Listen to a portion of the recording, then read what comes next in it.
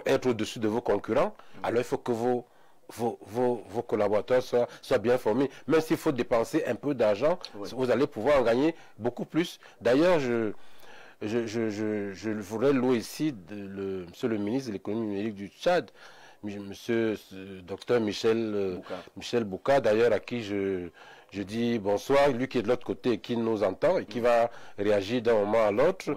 Je voudrais vraiment lui dire toute l'admiration que j'ai de cette façon de faire. C'est-à-dire qu'on voit bien comment il veut pousser, il pousse les jeunes, les femmes à se mobiliser pour prendre à bras le corps l'intelligence artificielle. D'ailleurs, est-ce que vous savez que il a lancé un projet de formation de 2000 jeunes au Tchad. Vous savez combien on a d'inscrits? Environ 5000. Oui, les informations que nous recevons de donc, cela veut dire qu'il a vraiment utilisé les moyens qu'il faut pour sensibiliser les jeunes afin qu'ils sachent que l'avenir est dans l'intelligence artificielle et d'une manière générale dans le digital. D'accord. Vous dites dans cette affichette, Armand Claude Abanda, l'intelligence artificielle, un idéal à conquérir au plus vite. L'intelligence artificielle arrive à grands pas pour nous accompagner à aller plus vite, plus loin, pour atteindre même ce que l'on croit impossible et nous donner plus de facilité à atteindre.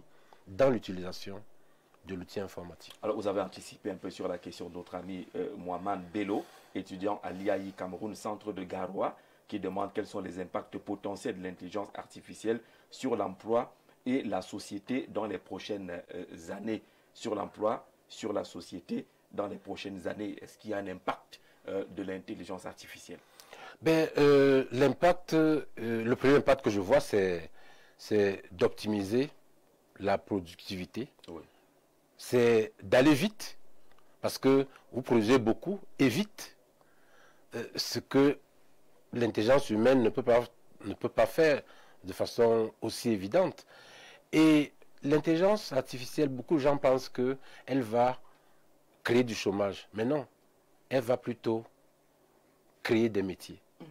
Et je pense que les métiers qui peuvent disparaître de l'intelligence artificielle sont de très loin inférieurs au type de métier que pourra créer l'intelligence artificielle. Donc il ne faut pas avoir peur de l'intelligence artificielle. D'accord. On vous salue là-bas, Mohamed Bello, du côté de l'IAI, Cameroun, centre de Garoua. On ne va pas faire attendre Monsieur le ministre Michel Bouka pendant longtemps. Il est à N'Djamena. Et on remercie le travail effectué par nos amis et frères de Tchad 24. Vous verrez d'ailleurs le micro que Monsieur le ministre utilise, c'est celui de nos amis de Tchad 24. Monsieur le ministre, bonsoir, merci d'être sur Info TV ce soir pour partager avec nous et nous dire exactement pourquoi le Tchad se lance dans cette session de formation à l'intelligence artificielle. Vous êtes dans votre bureau, on sait que c'est une grande préoccupation. Le 4 n'est plus loin, les préparatifs sont certainement très avancés. Monsieur le ministre, bonsoir. Je ne vais pas passer par 4 chemins pour vous demander pourquoi avoir initié cette formation pour 2000 jeunes à l'intelligence artificielle, monsieur le ministre. Merci beaucoup. Merci. Merci, monsieur le journaliste. La formation que nous avons pensé à lancer ça pendant cette période de vacances, c'est une formation pilotée, initiée par la haute hiérarchie, le marshal Mamadi Idriss Déby Itno, et dont le Premier ministre en charge de mettre en musique la politique du gouvernement s'est reposé effectivement à agréer le patronage de cette formation. En fait, il vous souviendra que les 12 chantiers stipulés en 100 actions du président de la République, dans les actions 55, il est fait mention de la numérisation, de la connectivité, de tout ce qui est transformation numérique au Tchad. Ce à quoi ce projet cadre très bien avec la vision du chef de l'État. Pour répondre à votre question, dans le plan du projet en cours d'exécution, dans le mandat du chef de l'État, le maréchal Mamadi Idriss Déby Itno, nous faisons cette formation en collaboration avec le ministère de l'enseignement supérieur, le ministère de l'éducation et effectivement avec les partenaires qui sont impliqués, qui sont en charge et qui nous accompagnent dans ce cadre, dont la chaire UNESCO d'Afrique centrale, et bien d'autres. L'initiative vise à anticiper les transformations majeures que nous impose l'intelligence artificielle dans tous les secteurs. La santé, l'éducation, l'agriculture, la gouvernance, etc., etc. Et nous pensons que former 2000 jeunes Tchadiens, c'est préparer une masse critique de compétences capables de contribuer à la souveraineté numérique du pays et d'influer une dynamique d'innovation technologique. Ce projet reflète l'ambition, comme vous le dites, du gouvernement de ne pas subir les éducations technologiques, mais d'en être au cœur de cette mutation. Alors, Monsieur le ministre, merci pour ces explications. On comprend le comment et le pourquoi, mais comprenez qu'on interroge le Tchad aujourd'hui. Aller à l'intelligence artificielle suppose qu'il y a des avancées sérieuses en matière de disponibilité, accessibilité Internet. Pour interroger le taux de pénétration Internet avant d'imaginer l'intelligence artificielle, est-ce que le Tchad, ce qui est donné en termes de connexion, connectivité aujourd'hui, peut être satisfaisant, Monsieur le ministre? Effectivement, la transformation numérique suppose un socle minimum. C'est pourquoi le gouvernement œuvre déjà à combler ces préalables à travers plusieurs chantiers. Premièrement, le projet de transformation numérique du Tchad, financé par la Banque mondiale, qui nous accompagne, vise à améliorer la connectivité, la construction des infrastructures, la formation, et qui vont s'articuler un peu, lier l'intelligence artificielle dans le domaine de la santé, dans le domaine de l'éducation numérique, et dans le domaine de l'agriculture. Donc, ce à quoi nous pensons qu'une stratégie de digitalisation de l'administration qui est en cours va bientôt être validée. Tenir compte également du taux de pénétration de la couverture Internet. Et donc, ça, ce sont des challenges que nous sommes en train de travailler là-dessus. Alors, on comprend cela, Monsieur le ministre. Dans la vision globale, parce que cette session de formation est très voulue par le président de la République lui-même. Dans la vision développement du Tchad, Monsieur le ministre, à quel niveau est-ce qu'on situe le saut technologique ou numérique? Quelle est la place qu'occupe justement le numérique et la digitalisation dans la vision de développement du Tchad? C'est légitime votre question. Mais est-ce qu'il faut arrêter et ne pas former les jeunes au moment où l'intelligence artificielle fait son apparition? Ça ne va pas trop vite. Vous savez tout ce qui se lit sur le réseau. Aujourd'hui, même si vous ne dites rien, l'intelligence artificielle peut transformer votre voix. L'intelligence artificielle peut faire des montages et critiquer le gouvernement. Mais pourquoi pas former ces jeunes, les encadrer et réglementer l'utilisation de l'intelligence artificielle? Ce à quoi nous avons pensé faire cette formation pour donner un outil aux jeunes. Vous savez, ce qui est important et que les gens ne le savent pas, peut-être il y aura une question que vous allez me le poser. Former 2000 jeunes, outillés en intelligence artificielle, c'est fantastique. Nous avons lancé cette formation en adéquation en collaboration avec le ministère de l'enseignement supérieur, de l'éducation, de la santé, parce que tous les points focaux y figurent. Mais c'est que les gens ne se sont pas qui sont surpris, c'est de voir, l'objectif c'était de former 2000 jeunes.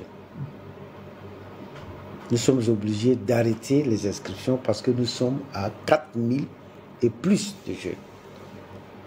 Donc les résultats sont là, les attentes sont là. Les jeunes veulent apprendre l'intelligence artificielle.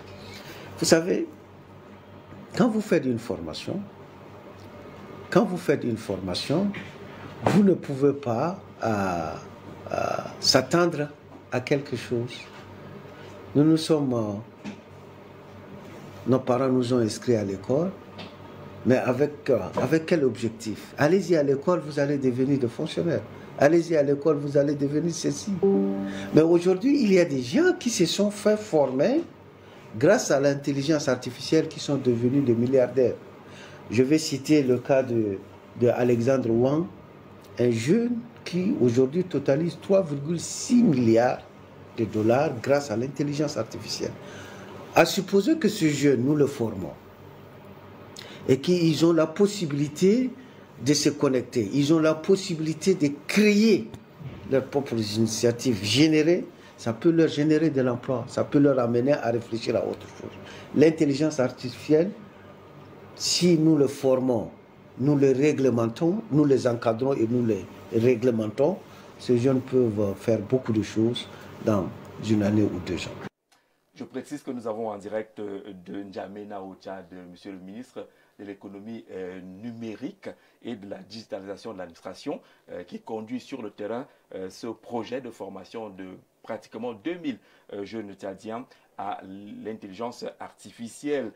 Lorsqu'il explique ça avec beaucoup de passion, monsieur le ministre, on apprécie cela, c'est pour nous dire que le Tchad a pris conscience de l'aspect un peu incontournable de l'outil de l'intelligence artificielle, séminaires, formations, conférences, un peu partout, monsieur le ministre. Tout cet engagement. Vous savez, j'étais ministre du pétrole en 2018. J'ai quitté vers la fin 2018, début 2019. Et puis, je me suis lancé dans les recherches. Vous savez, les livres qui sont sortis maintenant, ce ne sont pas des livres qui sont écrits pendant que je suis en fonction. Je suis désolé de vous dire ça. Ce sont des livres qui sont écrits en 2022, 2023. Alors, un ancien chercheur, c'est celui-là qui prédit, c'est celui-là qui fait ses recherches, c'est celui-là qui a de connectivité à l'international. J'étais entré en contact avec Laurent Alexandre, qui a écrit beaucoup de livres sur l'intelligence artificielle. Vous pouvez taper sur le net Laurent Alexandre. Je lui ai dit que vraiment je suis surpris de tout ce que vous écrivez sur l'intelligence artificielle. C'est quoi l'intelligence artificielle? Aidez-moi à donner une réflexion pour que je puisse commencer à faire des recherches sur ça. Alors, moi je lui ai dit que j'ai abordé un livre sur l'intelligence artificielle et l'éducation en Afrique. Voilà le score, voilà le sature de mon livre que je voulais écrire. Alors, il me dit, vous êtes de quelle formation? Moi je dis, je suis ingénieur. Il me dit, mais quant à lui, il est médecin. Un médecin qui a écrit autant de livres sur l'intelligence artificielle. Ça m'a donné le goût et j'ai commencé à écrire mes livres sur l'intelligence artificielle, sur l'IA, lié à l'agriculture, lié à l'énergie. Ce à quoi ça m'a donné une vision. Et ces jeunes que nous allons les former vont entrer dans cette logique. Il y aura des médecins. Quand nous avons dit de 15 à 35... Seulement 2000, il y a un peu plus. Comment vous allez gérer cela, monsieur le ministre? Franchement, il faut se dire qu'on est surpris du nombre de candidats qui sont inscrits. Nous sommes calés sur 2000 jeunes. On s'est dit, bon, si on arrive à 1000 ou 800 ou 500, on fera la sélection pour former un nombre réduit. Je vous dis, aujourd'hui, on est à 4000 et quelques jeunes qui sont inscrits, qui se sont manifestés. Donc, ça veut dire que on ne va pas être rigoureux. Les gens ont soif d'apprendre l'intelligence artificielle. Vous savez, ce programme a été offert gratuitement par le maréchal Mamadi Idriss Déby. Former une personne en intelligence artificielle, même si vous allez en France ou bien dans un pays africain ou au Rwanda, ce n'est pas moins de 3 000 ou 4 000 euros. Ce n'est pas moins de 3 ou 4 000 euros. Faites les calculs, 2 000 jeunes formés gratuitement. C'est beaucoup d'argent. Ce à quoi nous pensons qu'il est bon de ne pas exclure tout ce monde. Nous allons prendre les premiers 2 000. Nous allons le former. Ils feront un examen certifiant. Ceux qui auront réussi aux examens de passage vont avoir des attestations qui seront versées dans leur CV et ils pourront faire ce qu'ils pensent. Les autres 2000 ou 2000 et quelques, on va encore, à partir de là, corriger ce qui ne va pas et puis lancer encore d'autres formations. L'ADITI qui est en charge de mettre en musique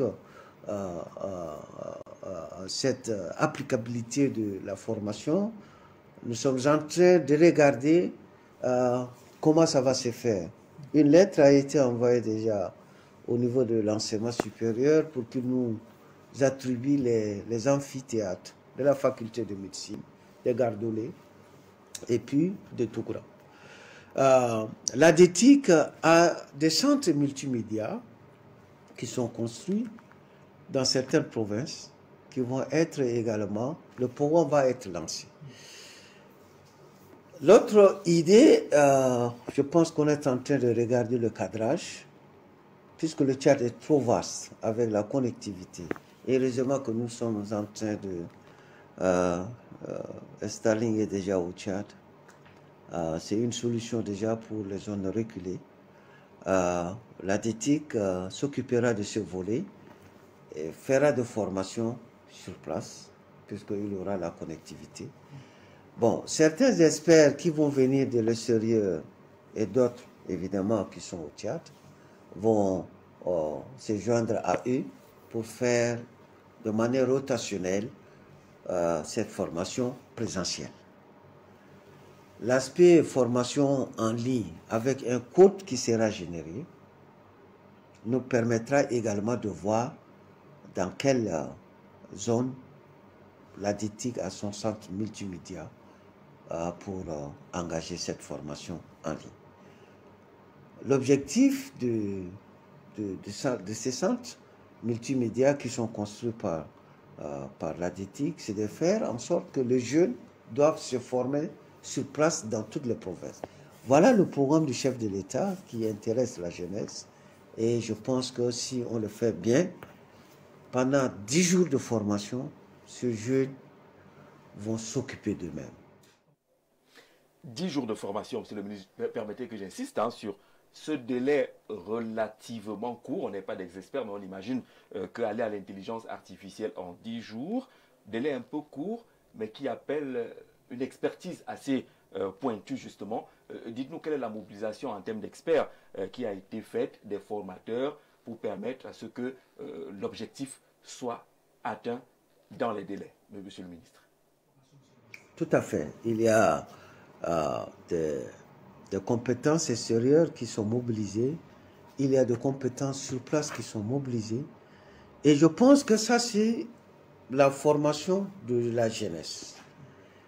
Il y a la deuxième phase de la formation des administrateurs, des fonctionnaires, qu'on le fera en liaison, en adéquation avec l'implication du ministère de l'enseignement supérieur de l'éducation, de l'ENA et du secrétariat général du gouvernement. On fera ça ensemble. Je crois à la rentrée, on commencera déjà à faire des formations ciblées et que la formation, comme on le dit, le cadre, l'idéal, c'est l'ENA et puis nous sommes en train de voir comment le faire en impliquant tout le monde. Il y a un volet très important que nous voulons dire ceci également.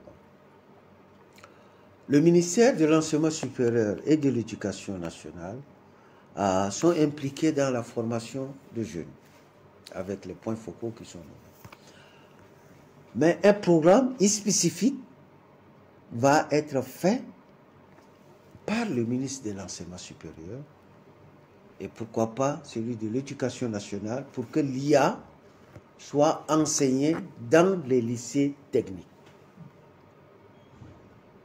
Donc c'est pour dire que c'est déjà quelque chose qui est passé, qui est lancé, et nous pensons que nous devons atteindre ce cap.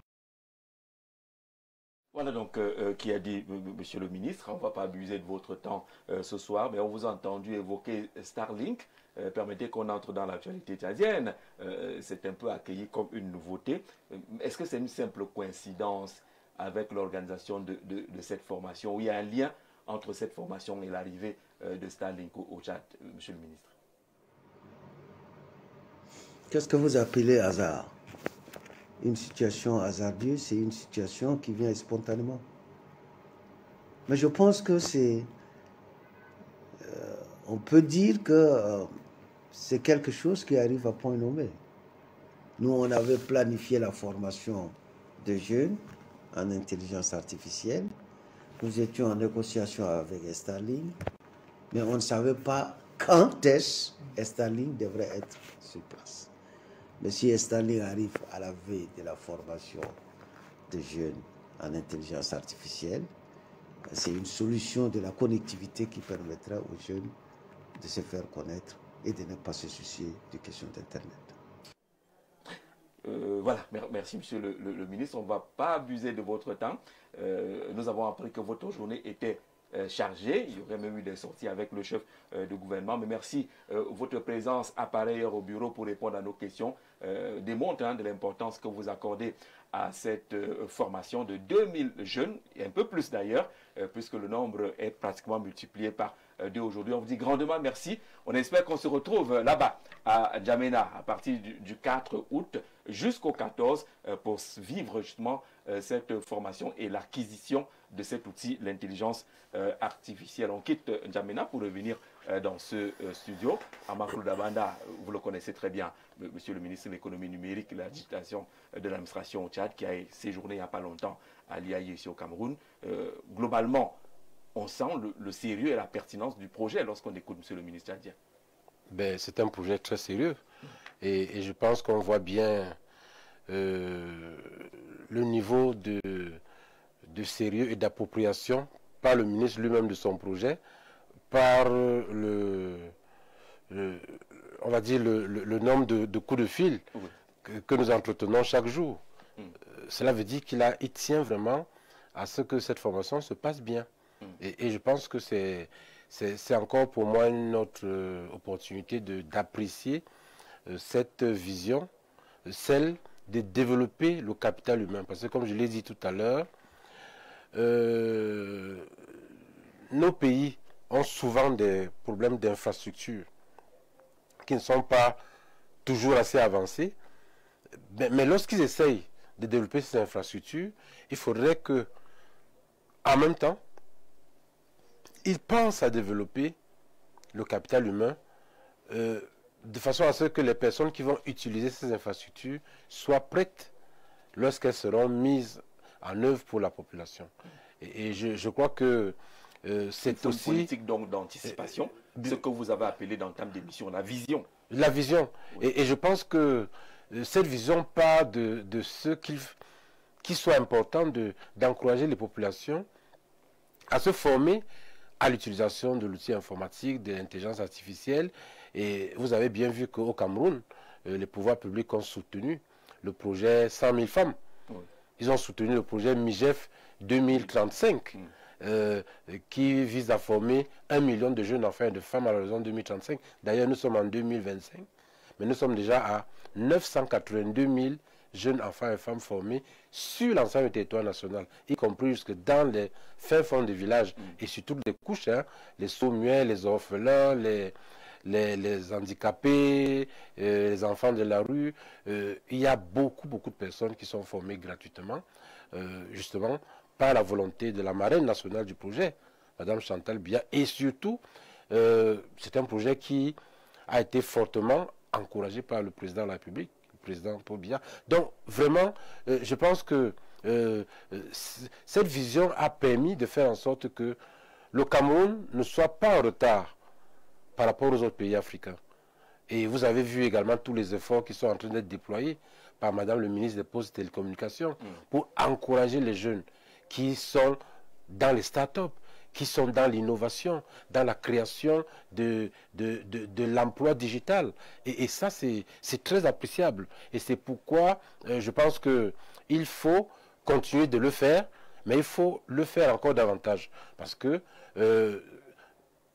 plus nous allons former, nous allons, on va dire, densifier la formation du capital humain, plus nous allons nous orienter à pas de géant vers le développement. Regardez un peu des pays comme la Corée du Sud, la Chine. Il y a beaucoup de pays qui sont aujourd'hui parmi les pays les plus développés au plan technologique, mais qui n'ont pas, qui sont très pauvres en ressources humaines. Mais qu'est-ce qui a fait leur force? C'est la formation du capital humain. Il faut qu'on y aille. Donc, il ne faut pas toujours mettre la charrue avant les bœufs. Si nous devons, par exemple, dans un pays X de l'Afrique, développer le digital, il faut travailler la mise en place des infrastructures, mais en même temps, travailler la formation des personnes qui vont utiliser ces infrastructures. Parce que si vous n'avez pas de personnes bien formées, ces infrastructures ne vont pas servir à grand-chose. Absolument. Sinon, vous aurez dépensé beaucoup d'argent pour rien. Et plus vous formez, du capital humain, plus vous allez même avoir on va dire, des personnes qui vont sortir du lot et qui vont générer des nouvelles idées novatrices qui vont renforcer la qualité de ce qui a été mis en place comme infrastructure. Il faut penser à former sur tous les niveaux. Il y a la base. La formation sur tous les niveaux. On a écouté Monsieur le ministre tout à l'heure dire que la formation de 2000 qui est ouverte est justement ouverte à tous les niveaux de formation, tous les niveaux scolaires et autres. Est-ce que c'est possible? On parle quand même d'intelligence artificielle. Est-ce que c'est possible d'être formé lorsqu'on n'a pas un niveau qui peut être jugé comme acceptable? Alors, en fait, il s'agit de former les jeunes pour être aptes à utiliser les outils IA. On n'a pas besoin d'être informaticien pour cela. Donc il suffit de savoir lire, écrire, savoir utiliser l'outil informatique. Parce qu'au moins à la base, il faut savoir utiliser l'outil informatique. Si vous ne savez pas utiliser l'outil informatique, vous ne saurez pas, vous ne comprendrez rien de ce qui se passe dans l'IA. Parce qu'en réalité, vous aurez besoin de faire des tests, tester tel outil pour voir s'il marche et pour voir ce qu'il donne. Et je pense que, d'ailleurs, nous avons à l'IA développé un outil IA qui génère de la publicité automatiquement par des personnes qui n'existent pas. Et ça, c'était formidable. Et je dois d'ailleurs féliciter mes étudiants et leurs enseignants qui ont réalisé cet outil. Et je pense que, en réalité, il faut que ces apprentissages soient développés en termes de, on va dire quoi, en termes pratiques, dès le primaire. Dès le primaire. Dès même l'école maternelle. Monsieur le ministre parle de ces réformes qui vont amener ces enseignements dès le bas niveau. Exactement. À partir de l'école primaire. Dès le primaire, enseignement primaire, maternel, le secondaire et l'université. Parce qu'en réalité, je peux vous le dire, nous formons beaucoup de jeunes. On forme les tout petits, on forme les moyens et on forme les grands. Mais je peux vous dire que les plus petits captent plus vite que leurs aînés. Donc, il ne faut pas négliger ça. Donc, si on arrive à bâtir une structuration nouvelle dans l'enseignement par l'IA, je pense que nous allons pouvoir former une nouvelle génération de génies qui pourront changer le monde et faciliter davantage, on va dire, la vie dans les domaines essentiels que sont la santé, l'éducation, l'agriculture, les énergies renouvelables et la gouvernance. Et ça, le ministre l'a dit tout à l'heure, c'est vraiment important de se mettre dans l'esprit de la philosophie IA. Et c'est ça qu'il faut absolument faire. D'ailleurs, il est aussi important, j'allais l'oublier, de faire une grande sensibilisation parce que les outils IA n'ont pas seulement un côté positif. Il y a aussi beaucoup de dérives. Il y a beaucoup de dérives. Alors il faut sensibiliser les jeunes qui l'utilisent. Parce que les gens disent trivialement que l'intelligence artificielle, c'est le monde du faux. Bon, disons que c'est ceux qui sont habitués à regarder le faux, ce qui est faux. Mais il y a beaucoup de choses importantes. Le ministre a dit tout à l'heure qu'il y a un médecin qui est devenu un écrivain des livres sur l'intelligence artificielle. D'ailleurs, le ministre lui-même a écrit beaucoup de livres sur l'intelligence artificielle. Et je peux vous dire également que on n'a pas besoin d'être informaticien, et je le redis encore, pour maîtriser l'IA. On a besoin d'avoir simplement la logique et comprendre ce que c'est que la philosophie a pour optimiser son rendement et avoir des résultats positifs toute sa vie. Monsieur le représentant résident titulaire de la chaire UNESCO, on va parler tout à l'heure de votre programme d'intelligence artificielle pour tous en Afrique centrale. On verra à quel niveau vous en êtes rendu. On sait qu'il y a eu cette première conférence ici à Yaoundé. On a vu des magnifiques images avec le ministre camerounais en charge des postes et télécommunications, mais également le ministre tchadien en charge de l'économie numérique, qu'on n'a pas suffisamment remercié pour toute sa disponibilité. On n'a pas également suffisamment remercié nos amis de Tchad 24 qui nous ont permis d'avoir cette connexion, cette liaison directe avec le ministre tout à l'heure. Alors, je voulais lire quelques questions avec les internautes qui suivent ce programme. Bonsoir à vous sur le plateau. En juin dernier, nous avons été formés en intelligence par la chaire UNESCO Access TICA d'Afrique centrale. Nous profitons de votre émission pour féliciter monsieur le titulaire de la chaire pour l'excellente qualité de la formation. C'est madame Temnou qui envoie ce message juste pour vous féliciter. Elle parle de cette formation au mois de juin. Comment l'intelligence artificielle peut-elle contribuer concrètement à la transformation du secteur de l'architecture, c'est ce que c'est un architecte qui envoie, de la construction et de l'aménagement urbain dans les pays d'Afrique centrale comme le Cameroun et le Tchad, où les besoins en urbanisation durable et en logement sont de plus en plus pressants. C'est sa première question sur l'architecture, sur l'urbanisation.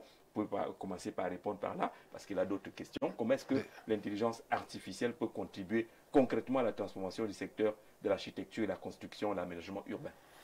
Alors d'abord, je commencerai à lui dire que pour optimiser ses compétences dans l'architecture par l'intelligence artificielle, il faut déjà se mettre dans la peau de l'intelligence artificielle, c'est-à-dire comprendre la vision. Il faut se former. Et ce que je dis toujours, c'est que l'intelligence artificielle est un domaine transversal. Ouais.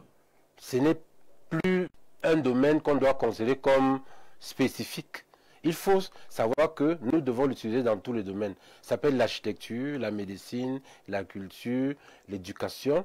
Donc, et c'est chacun qui se met dans la peau de l'intelligence artificielle qui peut, dans son métier, voir comment trouver le meilleur profit. Je vais vous prendre juste un exemple. À un moment donné, nous avions la police nationale.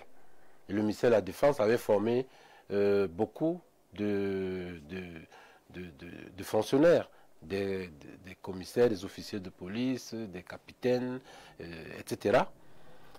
Alors, on s'était rendu compte que lorsqu'ils venaient sur la formation d'informaticiens, quand ils repartaient dans leur service, ils avaient plus de capacité d'avoir, de créer des technologies innovantes dans leur métier, au plan de la sécurité. On a d'ailleurs vu quelques étudiants, quelques anciens étudiants qui sont passés par l'IA et qui ont excellé parce qu'ils sont rentrés dans la peau de l'informatique. Vous comprenez? Et c'est pareil dans tous les métiers. Pour ce qui est de l'architecture, je pense que notre ami a dû voir comment l'architecture comment le numérique a réussi à faciliter l'architecture. Vous vous rappelez, à un moment donné, vous avez un architecte DPLG qui passait des mois à dessiner une maison. Oui. Aujourd'hui, c'est une affaire parfois de quelques heures, de quelques minutes même. Il suffit jusqu'à savoir, à montrer au client de faire le choix sur la forme du mur, du toit, la couleur de tel mur. Et vous voyez, c'est-à-dire que parfois le client vient et il fait ses choix et il voit sa maison qui se dessine. Vous voyez, on a vu des exemples en Chine où on vous fait une projection sur ce que cette ville sera en 2600 ou 2065. Voilà, des villes intelligentes. Oui. Ouais, exactement. Donc c'est vraiment incroyable, même sur la santé. Voyez-vous, vous pouvez, grâce à l'intelligence artificielle, avoir une idée de ce que vous serez demain, dans 5 ans, dans 10 ans. Oui. Donc, alors tout ça, c'est quand même merveilleux. Mais il faut rentrer dans la peau de l'intelligence artificielle. C'est toute une culture. Et dans cette perspective, poursuit Ombédé Roland, architecte diplômé de l'École nationale supérieure des travaux publics de Yaoundé. Peut-être qu'il faut inviter les responsables là-bas à intégrer déjà l'intelligence artificielle, surtout dans les domaines comme l'architecture et les travaux publics. Il dit que dans cette perspective, quelle synergie pourrait-on envisager entre les acteurs académiques, les architectes, les ingénieurs et les structures comme l'AUF qui forme, dont le concours est très sollicité, pour former une nouvelle génération de professionnels capables d'exploiter l'intelligence artificielle dans la planification urbaine et la modélisation des villes africaines de demain. Je pense que dans sa question, il y a totalement la réponse. Tout à fait. Finalement. Je pense qu'il faudrait qu'ils organisent des séminaires de formation sur l'intelligence artificielle, des conférences sur des thématiques spécifiques dans les travaux publics, et je pense qu'ils seront mieux servis. D'accord. C'est avec un intérêt, bonsoir, que je suis votre émission avec l'invité de marque. Ma préoccupation a 2 volets. Premièrement, quelle peut être la plus-value de l'IA dans l'enseignement, surtout avec la question de digitalisation des enseignements. Deuxième volet, la formation semble être onéreuse. Il anticipait un peu sur cette question-là. Pourtant, toute la volonté de s'arrimer à cette approche futuriste est salutaire, d'autant plus que, selon le titulaire de la chaire, M. Armand-Claude Abanda, elle sera pourvoyeuse des emplois futuristes. N'y a-t-il pas une facilitation pour une accessibilité pour un Camerounais moyen, puisque je suis très intéressé par les formations récemment lancées? C'est M. Biton du côté des Bolova qui parle du coût des formations. Est-ce que ça ne peut pas être plus facile? Est-ce qu'il n'y a pas des moyens de faciliter la formation relativement au coût, mais également quelle peut être la plus-value de l'intelligence artificielle dans les enseignements? Alors, je pense qu'il y a des formations qui se font à tous les niveaux. La chaire UNESCO d'Afrique centrale a mis en place, peut-être, vous avez dit qu'on va en parler tout à l'heure, sur l'intelligence artificielle pour tous. Peut-être qu'il faut attendre, peut-être on peut y aller. Oui. Alors, en fait, l'intelligence artificielle pour tous, c'est un programme que nous avons pensé pour donner la chance à tous les jeunes d'Afrique centrale de s'arrimer à l'intelligence artificielle. Donc, de se mettre dans la peau de l'intelligence, de l'IA, comme j'ai dit tout à l'heure, en maîtrisant les mécanismes et la philosophie qu'il y a derrière. Parce que si vous ne maîtrisez pas les mécanismes, vous n'allez rien comprendre. Je prends l'exemple même de quelqu'un qui apprend à programmer. Alors, si vous voulez apprendre si vous voulez bien programmer, il faut comprendre les algorithmes. Et pour comprendre les algorithmes, il faut savoir que derrière, ce n'est qu'une question de logique. Il faut donc maîtriser la logique et être capable de bien comprendre comment l'ordinateur peut, on va dire, respecter les instructions que lui donne le programmeur. Et c'est pareil aussi pour un utilisateur de l'IA. Il faut qu'il comprenne ce qu'il y a derrière. Et donc nous avons lancé ce programme qui se passe en 3 niveaux. Il y a d'abord la formation des experts. C'est ce que nous avons réalisé du 9 au 14 juin dernier, avec des experts qui venaient de plusieurs pays, l'Italie, la France, la Tunisie et le Cameroun. Donc, pour amener les personnes formées qui venaient de plusieurs institutions, y compris du Sénat, du ministère de la promotion de la femme et de la famille. Et bon, évidemment, je dois vous dire que nous avons été un peu surpris parce qu'on avait pensé qu'on aurait au moins 15-20 ministères qui répondraient à cet appel à candidature. Mais il y en a qui traînent encore. Il y en a eu très peu. Oui. Il y en a eu très peu.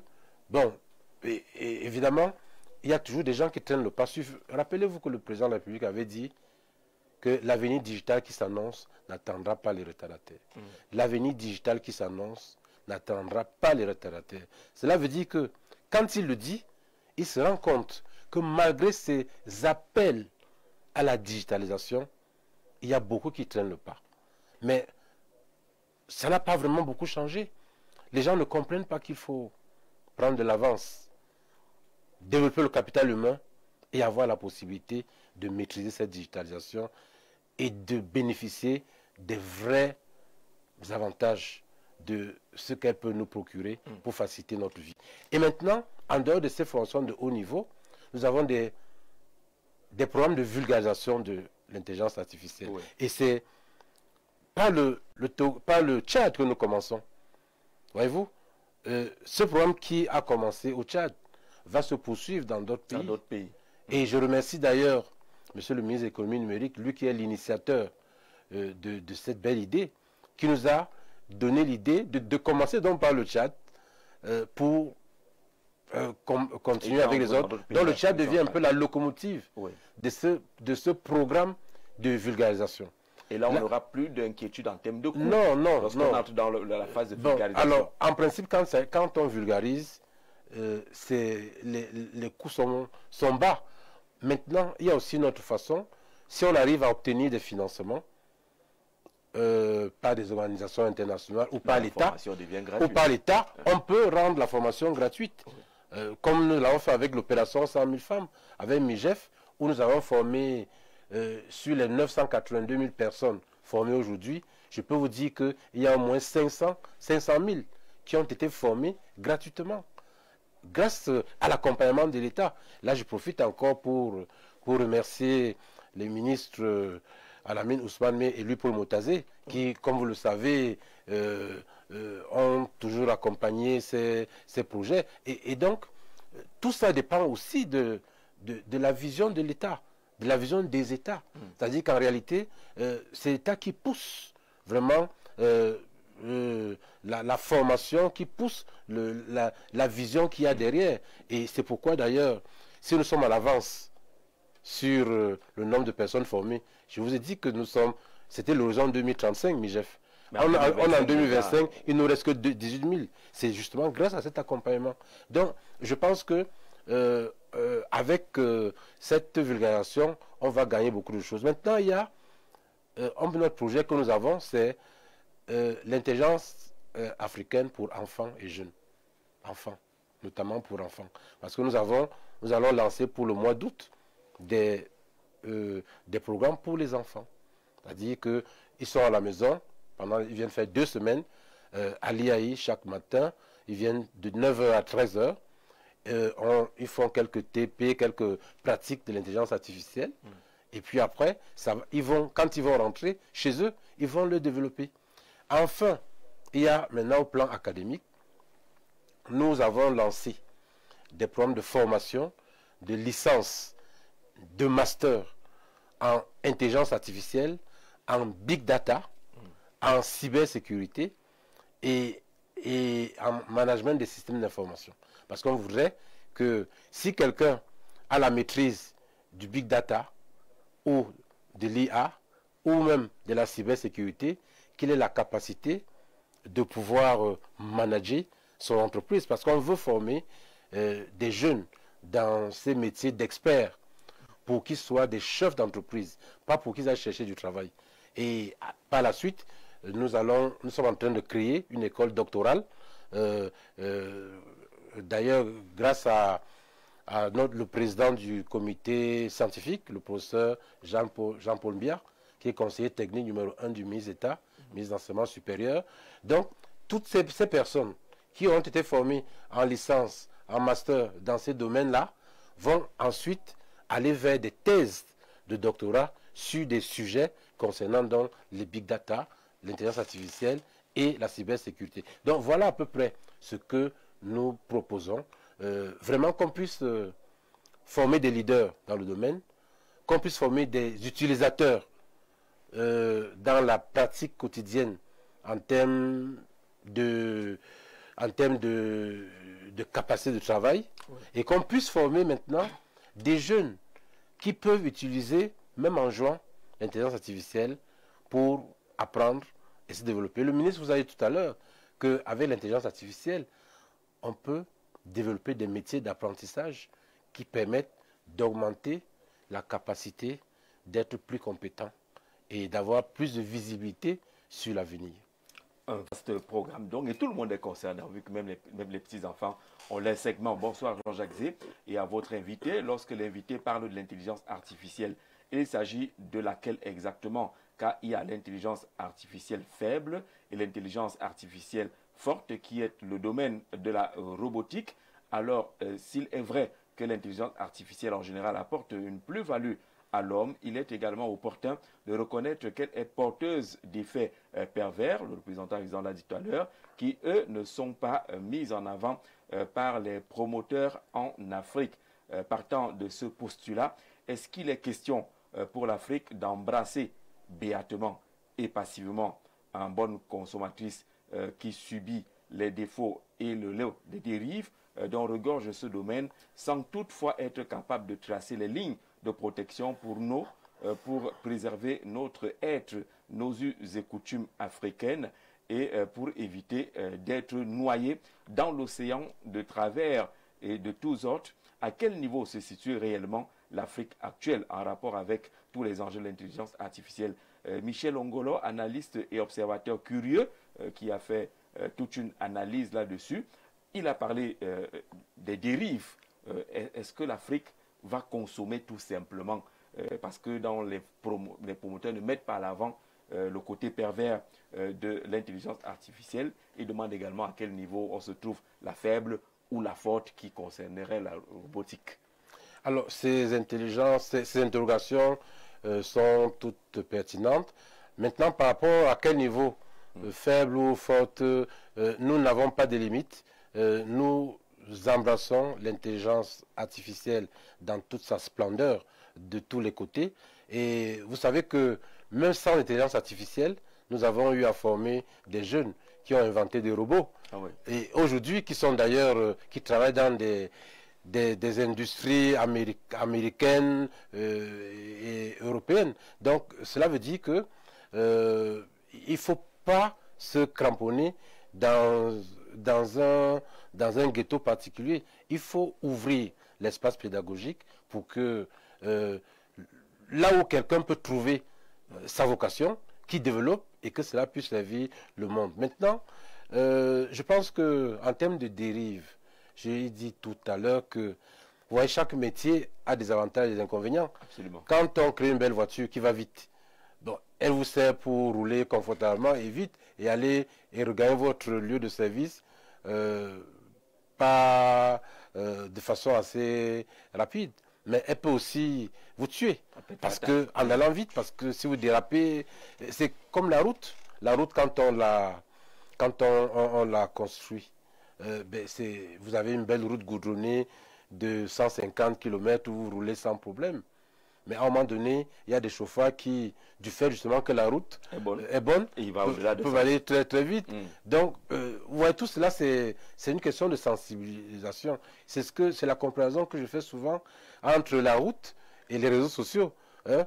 Ce n'est pas la route qui est mauvaise chose, mais c'est l'utilisation de la route qui peut ne pas être bonne. Pareil pour les réseaux sociaux, pareil pour l'intelligence artificielle. Donc, ma conception de la pédagogie dans ce domaine, c'est de former et sensibiliser. Et c'est ce que nous faisons. Voyez-vous, même dans MIGEF, nous avons Word, Excel, Internet, formation aux réseaux sociaux, initiation à la citoyenneté, c'est là où nous sensibilisons.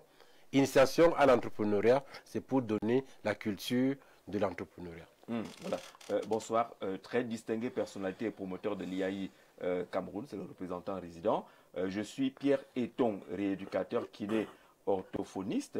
Je suis très intéressé par l'intelligence artificielle et j'aimerais bien me former sous votre programme. N'ayant pas assez de moyens, comment y accéder? je vous saurai gré de me faire connaître les conditions nécessaires d'accès à votre illustre structure. Merci très cordialement. Pierre Eton, Douala, quartier Aqua, qui dit qu'il veut bien être formé, mais il n'a pas les moyens. Il n'est pas dans le cadre du programme qui va s'ouvrir au Tchad, mais les programmes au niveau de l'IAI, par exemple. Il y a beaucoup de programmes qui sont même gratuits. Hein. Donc on a... en tout cas, je l'invite à consulter le site web de UNESCO Share, le site web de la chaire UNESCO d'Afrique centrale. Il va découvrir un certain nombre de programmes. Et s'il a des questions, il pourrait contacter les responsables de la partie réponse aux questions des utilisateurs par mail. Parce que nous avons également une adresse mail de la chaire UNESCO. D'accord, mais vous l'avez dit, il y a même des formations qui ne sont pas payantes de ce côté-là. Bonsoir Jean-Jacques et à ton invité. Je reste toujours convaincu que l'intelligence artificielle pourra permettre à nous, les pays sous-développés, de booster un développement dans plusieurs domaines. Le village planétaire se rapproche peu à peu. Pourquoi pas Armand Claude comme ministre de la numérisation au Cameroun? C'est un souhait.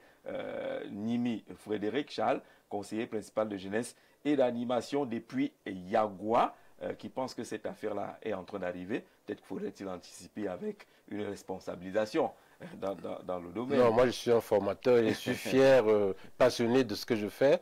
Voyez-vous, quand je vais remettre des attestations dans des villages à des mamans qui viennent d'apprendre à utiliser l'outil informatique et qui maîtrisent maintenant leur téléphone Android et écrivent à leurs enfants qui sont en France en les regardant, mais c'est une fierté immense. Peut-être qu'en étant ministre, vous avez encore on n'a pas besoin d'être ministre. Non. Vous ne cracherez pas dessus. On n'a pas besoin d'être ministre pour réaliser des actions d'éclat pour servir la population. Moi, je pense en tout cas que ce que je fais me passionne et je crois que c'est bien. Il faut juste avoir les moyens de le faire. Oui. Et c'est parfois ce qui nous manque, avoir les moyens de le faire. D'accord. Bonsoir, je suis Jean-Baptiste, entrepreneur vivant à Douala. Je demande à l'aîné s'il est possible que l'IAI encadre un projet de start-up qui déploie des services adossés à l'intelligence artificielle et qui déploie les intelligences artificielles en local et autres, comme je peux le rencontrer en tête à tête. Voilà, on va traiter de cela. Il souhaiterait vous rencontrer. Aucun problème. Moi, je reçois tout le monde, hein, donc il n'y a pas de problème. D'accord. Pierre Eton, on a déjà lu votre message. Vous l'avez renvoyé plusieurs fois. Est-ce qu'on a un autre? Oui. Jean-Jacques, bonsoir, ainsi qu'à votre invité sur le plateau. Le candidat Camto vient de démontrer au Minat qu'il n'est pas endeuillé et donc il n'a pas besoin de pleurer. Vous voyez donc que l'intelligence artificielle doit arriver là-bas aussi. Bonsoir Jean-Jacques et mes salutations à monsieur votre invité. Intéressante thématique au regard de l'intérêt accordé à la technologie de nos jours. Une foultitude d'arguments a été formulée dans le sens de démontrer les avantages qu'il y a à utiliser l'intelligence artificielle.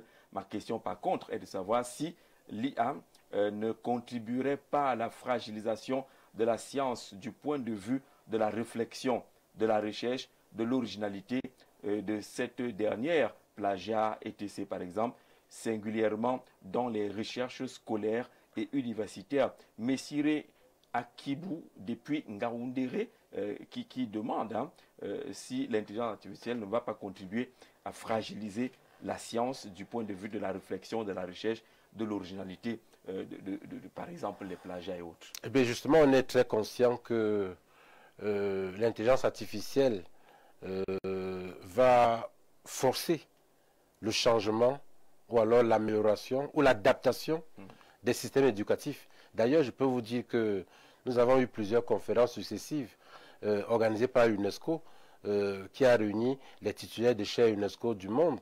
D'abord à Addis Abeba, ensuite au Kenya. Nous avons aussi eu une conférence il n'y a pas très longtemps en Tunisie et bientôt également à Rabat au Maroc. Tout ça, c'est pour voir comment l'UNESCO peut proposer une nouvelle vision, une nouvelle stratégie, une nouvelle méthodologie pour revoir les systèmes éducatifs à l'aide de l'intelligence artificielle. Et je pense que ça, c'est important. Et d'ailleurs, je pense, et je le redis encore, il ne faut pas avoir peur. Il faut simplement beaucoup de sensibilisation. Oui. Et je pense que il faut d'ailleurs louer le travail de Madame le ministre des Postes et Télécommunications qui sensibilise beaucoup les jeunes dans ce domaine-là. Comme elle a fait avec les réseaux sociaux, elle le fait aujourd'hui avec l'IA. Et je crois qu'il faut continuer dans ce sens. D'accord, bonsoir à vous, monsieur le représentant résident de l'IAI, titulaire de la chaire UNESCO, un homme futuriste, visionnaire. Le Cameroun a besoin des hommes de votre trame. Félicitations pour tout ce que vous faites pour la jeunesse camerounaise. C'est Mbank David, il n'a pas posé de questions, il voulait juste vous féliciter, monsieur Armand-Claude Abanda, pour ce que vous faites pour la formation de la jeunesse camerounaise. Bonsoir, monsieur. Suis attiré par cette émission qui s'articule sur l'intelligence artificielle. Alors, j'aimerais savoir de quelle manière l'intelligence artificielle peut-elle contribuer à l'exploitation durable et à la transformation efficiente du bois dans le bassin du Congo. Thomas Benrossé à Ebolova, qui est dans un domaine précis, la transformation de la forêt, de ce côté-là. Mais vous avez dit que l'intelligence artificielle est transversale. Elle est transversale. Il faut se former. Voilà. Il faut entrer dans l'esprit. Il faut entrer dans la peau, dans l'esprit, comme vous dites, de l'intelligence artificielle. Il faut vraiment se former. Si le monsieur est dans les métiers du bois, ce serait bien qu'il vienne se former. D'ailleurs, c'est l'occasion de vous dire que chaque mois, nous avons un thème qui dure 2 jours sur l'intelligence artificielle. D'ailleurs, ce mois, c'est les 29 et 30 juillet, c'est le thème sur l'éducation. Éducation, comment l'IA peut optimiser les performances de l'éducation. Et après, vous allez avoir IA et agriculture, IA et santé. C'est jusqu'en fin décembre. Donc, il suffit de rentrer sur le site web de la chaire UNESCO, vous allez avoir toutes ces informations. D'accord. Bonsoir, monsieur. Et bonsoir à votre invité. Excellent, monsieur le représentant résident de l'IAI Cameroun, Centre d'excellence technologique pour le BIA. Je me nomme Nguetse Arthur, secrétaire général du comité des étudiants de l'IAI Centre de Yaoundé. Ma question est la suivante. Quels sont les dangers liés à l'utilisation de l'intelligence artificielle occidentale, c'est-à-dire une intelligence artificielle qui n'est pas en phase avec nos réalités africaines en général et au Cameroun en particulier? Ben, je crois qu'il faut faire la part des choses avec les mentalités. Ouais. Vous savez que c'est d'abord une question de culture, de civilisation, de mentalité. Donc, le décalage qu'il trouve dans ce qu'il appelle l'intelligence artificielle occidentale et africaine trouve son essor dans la différence des cultures. D'accord, je pense que la réponse est claire. On va prendre une ou deux préoccupations encore avant de parler de votre programme de formation pour l'Afrique, mais retourner du côté de Djamena pour des questions d'ordre pratique, parce que le ministre vous a cité tout à l'heure, notamment la chaire UNESCO comme un partenaire capital dans la mise en œuvre de cette formation-là. Bonsoir, M. Jean-Jacques Zé, ainsi qu'à votre invité spécial, M. Armand-Claude Abanda. Belle émission en compagnie de l'homme de la transformation numérique au Cameroun et en Afrique centrale, un homme très dynamique et engagé qui inspire au-delà des frontières. Benjamin depuis Ngaoundéré au Cameroun, pas de questions. Félicitations plutôt, M. Armand-Claude Abanda. Ils sont nombreux à lire et à apprécier ce que vous faites. Rien ne se cache finalement. Alors bonsoir, c'est la part de Hervé qui a dit bonsoir, voilà, du côté du Nord. Merci Hervé de revenir. Bonsoir, quels sont les métiers liés à la big data et à l'intelligence artificielle? Est-ce qu'on peut les lister, ces métiers-là, liés à la big data ou à l'intelligence artificielle, étant donné qu'on a dit que c'était transversal tout à l'heure? Bonsoir, cher grandissime, je suis avec vous dans votre émission. Une question demeure. Quand est-ce que les Camerounais seront formés dans cette vision d'avenir pour booster la qualité de savoir savant, en savoir enseigner un enfant de la République du Cameroun, M. Bello Emmanuel Plept, électronique, c'est un professeur, peut-être parce qu'il a lu qu'il y a une session de formation qui commence au Tchad, il se demande à quand pour le Cameroun? Ce sera bientôt, sans doute. Alors, la réponse est claire. Bonsoir, M. Jean-Jacques Zé, ainsi qu'à votre invité. Vraiment, il faut encourager et remercier le monsieur, M. Armand-Claude Abanda, qui est sur votre plateau. Moi-même, j'ai bénéficié gratuitement d'une formation ici à l'IAI Yaoundé, dans la vague des imams, il y a plusieurs années. Mohamedou Aminou, depuis la briqueterie, vous avez formé les imams. Oui, on a formé 300 imams gratuitement. 300 imams. Oui, à travers le Sidimuk d'ailleurs, du docteur Moussa. Oui. Ah d'accord, c'est un témoignage qu'on peut avoir dans le cadre de ce... D'ailleurs, nous avons un programme de formation encore des imams sur l'IA. Les imams, les pasteurs et on va dire les dirigeants de l'Église catholique. Donc on a trois formations comme ça qui vont être, 3 séminaires comme ça qui sont prévus au tout début du mois d'août. Par des experts qui viendront justement à l'occasion du séminaire des 29 et 30. Donc les experts qui viendront pour cela, c'est eux qui vont former, on va dire quoi, c'est maîtres de la foi. De la foi. D'accord, voilà, c'est ça. D'accord, bonsoir Jean-Jacques et bonsoir aux représentants résidents de l'IAI Cameroun. Je tiens à dire merci aux représentants résidents de l'IAI Cameroun pour son émission Initiation à l'informatique qui passe chaque matin à Info TV à 9 h. C'est vrai, cette émission a fait de moi aujourd'hui un excellent secrétaire informatique. Une fois de plus, merci. Mung Christine Akribi qui nous fait ce témoignage-là à travers l'émission qui est diffusée tous les matins à 9 h sur Info TV. Elle aujourd'hui est une as en informatique. Bravo. Bonsoir mon très cher Jean-Jacques et à votre invité. Juste savoir quelle est la plus-value de l'intelligence artificielle dans un pays comme le nôtre sur le plan des mentalités, de notre économie et de l'éducation de la jeunesse. Ernest Zambo, journaliste depuis Ekounou, fidèle téléspectateur de À vous la parole sur Info TV. Très bonne suite. Merci frère Ernest Zambo. La plus-value de l'intelligence artificielle pour le Cameroun et surtout sur le plan des mentalités. Il faut insister là-dessus. Il faut insister là-dessus. C'est une question de mentalité, de civilisation aussi. C'est pour ça que vous insistez sur les sensibilisations. Oui, tout à fait. Qu'on ne vienne pas tout verser et tout puiser voilà. dans l'intelligence artificielle comme on le fait aujourd'hui avec les autres éléments. On vient chercher ce qui est mauvais, on laisse ce qui est bon. C'est une question effectivement de mentalité telle que l'indique Ernest. Les messages sont nombreux, avec beaucoup de félicitations. Intelligence artificielle pour tous en Afrique centrale. Est-ce que ce n'est pas un bien trop gros projet alors que les pays de l'Afrique centrale peinent encore à avoir une connectivité satisfaisante? Monsieur Jean-Jacques Zé, je pense qu'il faut toujours être ambitieux. Il ne faut jamais avoir peur du chiffre.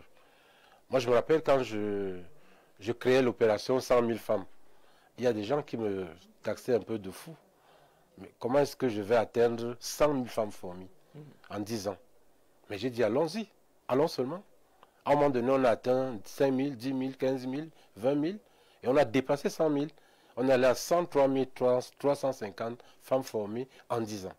Et puis, l'autre projet, MIGEF 2035, 1 million de jeunes enfants et de femmes. Nous avons vu 1 million pour 2035, pour 20 ans après, à raison de 50 000 par an. Mais aujourd'hui, nous sommes qu'en 2025. Et nous sommes déjà... avant l'échéance. 10 ans avant l'échéance. Oui. On est déjà à 982 000 personnes formées. Voyez-vous, il faut être ambitieux. Et là, avec le projet Intelligence artificielle pour tous en Afrique centrale, nous voulons former 100 millions de personnes à l'utilisation de l'IA en 10 ans, à raison d'1 million, à raison de 10 millions par pays. Et je pense que c'est possible. On se fixe en tout cas un objectif. On peut l'atteindre comme on peut ne pas l'atteindre, mais il faut avoir une vision, avoir un objectif et chercher cet objectif. Si, lorsque vous regardez un enfant qui lance un caillou, alors, si il lance le caillou avec une vitesse, avec une énergie très forte, le caillou ira le plus loin possible, mais n'atteindra jamais le ciel.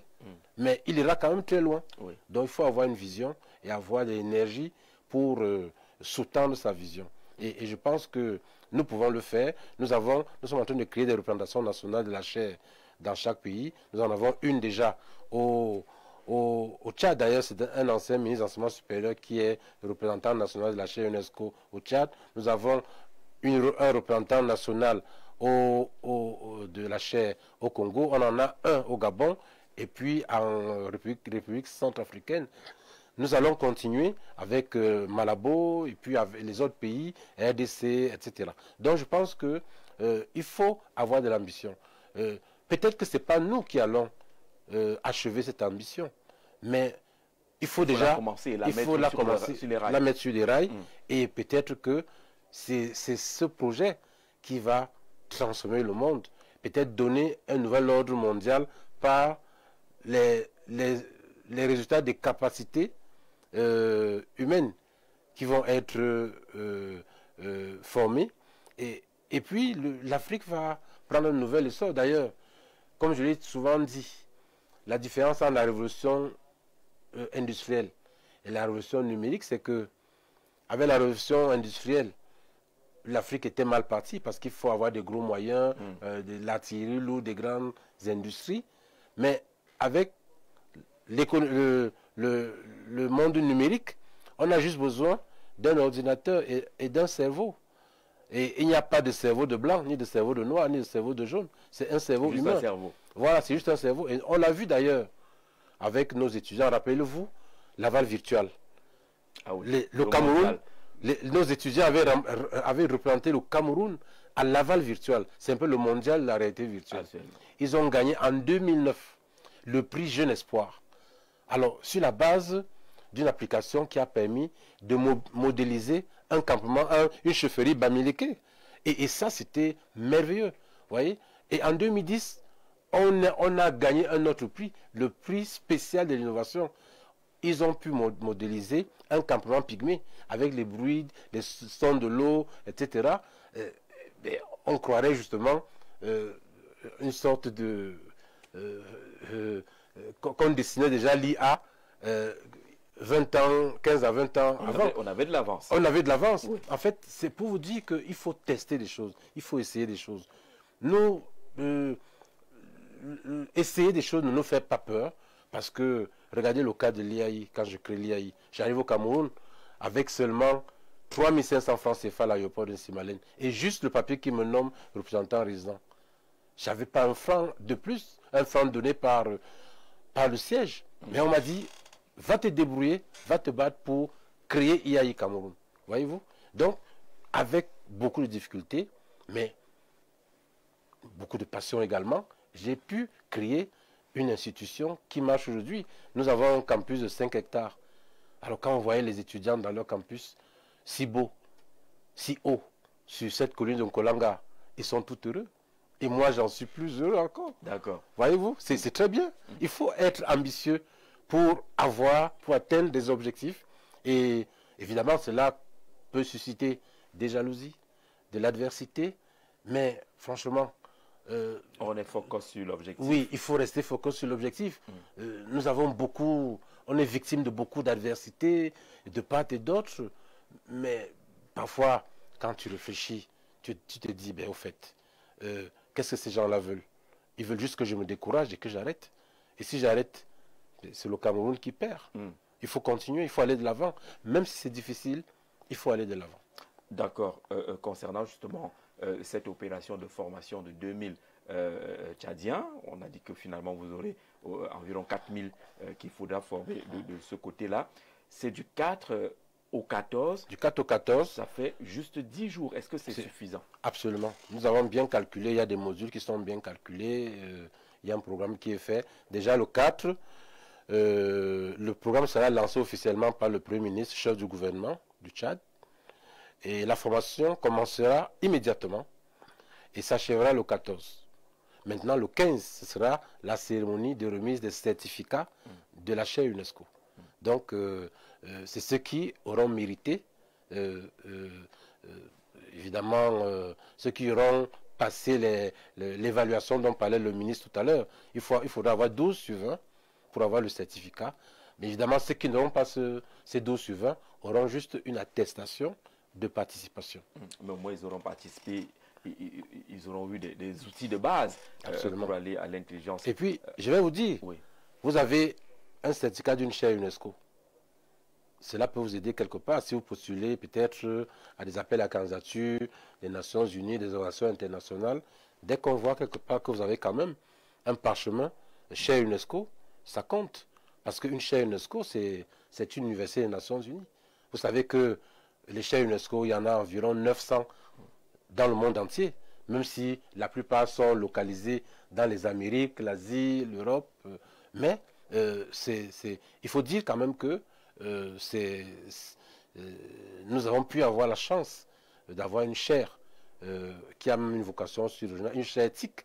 Et grâce au doigté aussi du président de la République, et même, je le pense souvent, que la première dame étant ambassadrice de bonne volonté de l'UNESCO, je crois, on peut d'ailleurs mettre cette, on va dire, cette chaire UNESCO comme étant l'une à l'actif de ce mandat, Oui. Donc, je pense que tout ça a pu jouer. Et puis, il faut dire que l'opération 100 000 femmes, Migel 2035, ont été aussi techniquement à l'origine de cette chaire. Et parce que les responsables de l'UNESCO à Paris nous avaient dit il n'y a pas une expérience comme ça dans le monde entier. Il n'y a qu'au Cameroun qu'on voit un programme qu'on a tenu sur 10 ans, formé 100 000 femmes en 10 ans, un programme qu'on tient sur 20 ans et qui évolue normalement avec des centaines de milliers de personnes formées. Ils ont dit il faut que nous puissions nous arrêter sur ce cas d'espèce qui pourrait peut-être faire en sorte que cela puisse s'étendre dans d'autres pays. Une formation à N'Djamena ouverte à tous les niveaux, chacun aura ses modules alors, on ne va pas mélanger tout le monde. Non, il y aura un programme, une organisation qui sera telle que chaque groupe aura son programme et tout le monde, de façon à ce que à la fin de la formation, tout le monde aura acquis les mêmes outils et les mêmes compétences. Donc il n'y a aucun problème là-dessus. Seulement, il faut avoir la moyenne de 12 sur 20 pendant les évaluations. C'est du 4 au 14 août du côté de N'Djamena. Je rappelle que nous avons un intervenant et téléspectateur maintenant de luxe depuis N'Djamena, monsieur le ministre qui nous écoute toujours, ministre de l'économie numérique et de la digitalisation de l'administration du côté du Tchad, qui pilote cette magnifique opération qu'il suit avec beaucoup de passion d'ailleurs pour ce saut numérique. Le thème maîtriser l'intelligence artificielle pour créer, innover et entreprendre au Tchad. Maîtriser, c'est très ambitieux, tel qu'on voit ce thème-là, ou alors c'est exactement de cela qu'il s'agit, maîtriser l'IA pour créer, innover et entreprendre au Tchad. Le docteur Michel Boukar veut créer des entrepreneurs par l'intelligence artificielle. C'est tout ce que je peux dire. D'accord, merci. On va sortir de cette émission en lisant ces derniers messages qui pour la plupart sont des messages de félicitations et des remerciements. Bonsoir à vous. Sur le plateau, je tiens à dire merci au représentant résident pour son émission Initiation à l'informatique dispensée par M. Ntiam Privat chaque matin à Info TV. Cette émission m'a permis d'apprendre beaucoup de notions en informatique. Négou grâce, cette fois-ci du côté de Nkwaba. On a eu le même témoignage qui venait de Kribi. On a un autre qui vient de Nkwaba ici à Yaoundé. Je voudrais savoir comment participer à la formation sur l'intelligence artificielle. La formation qui va commencer est réservée aux jeunes tchadiens, celle qui est annoncée à partir du 4. Et je pense qu'il y a une bande-annonce qui donne toutes les informations y relatives. Si vous êtes du côté de N'Djamena, vous pouvez rapidement vous faire enregistrer. Monsieur, bonsoir Jean-Jacques et à monsieur le représentant. Ma question est la suivante. Comment évaluez-vous la fiabilité de l'utilisation de l'intelligence artificielle dans le domaine de l'agriculture? Sambo Bekonde, étudiant de l'IAI, Cameroun, Centre Yaoundé. Je suis sûr que si vous rapprochez, oui, vous aurez toutes les réponses. D'abord, vous êtes en plus étudiant. Je suis avec plaisir votre invité et je me réjouis d'avoir été un des enseignants d'un si brillant Camerounais. Tiens, un enseignant. Merci de l'honneur que vous nous faites. Claude, monsieur Michel Tchapi. Il dit qu'il a été votre enseignant. Oui, absolument. Et il se réjouit d'avoir été votre enseignant. Aujourd'hui, il voit le fruit de son travail. Est-ce qu'on va prendre quelqu'un d'autre? Si vous êtes étudiant il s'appelle Takubo au Kouete de l'IAI Garoua, qui voulait savoir comment est-ce que, en tout cas, il parle des questions de l'enseignement relatif à l'intelligence artificielle. Je crois qu'on a posé cette question-là. Permettez-nous de remercier grandement Armand-Claude Abanda. Je ne trahirai pas un secret, hein. C'est pratiquement au forceps que vous êtes venu, parce que vous n'êtes pas totalement en santé, mais pour répondre à notre appel et à l'appel de la jeunesse africaine, l'Afrique centrale, qui a besoin d'informations sur l'intelligence artificielle, vous êtes surpassé pour venir participer à ce programme. On vous dit grandement merci. C'est avec beaucoup de plaisir. Jean-Jacques Zé.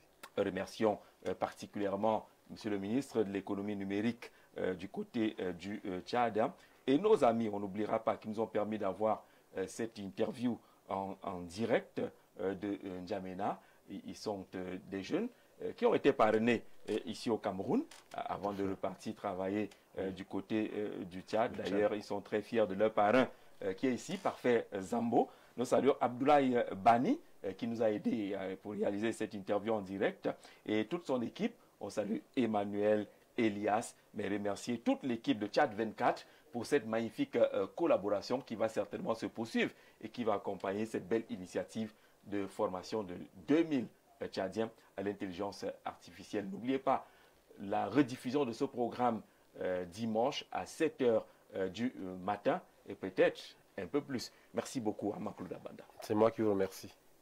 Très bonne soirée à tous. Remerciements à toutes les équipes techniques qui ont travaillé localement pour la production de ce programme. Très bonne soirée.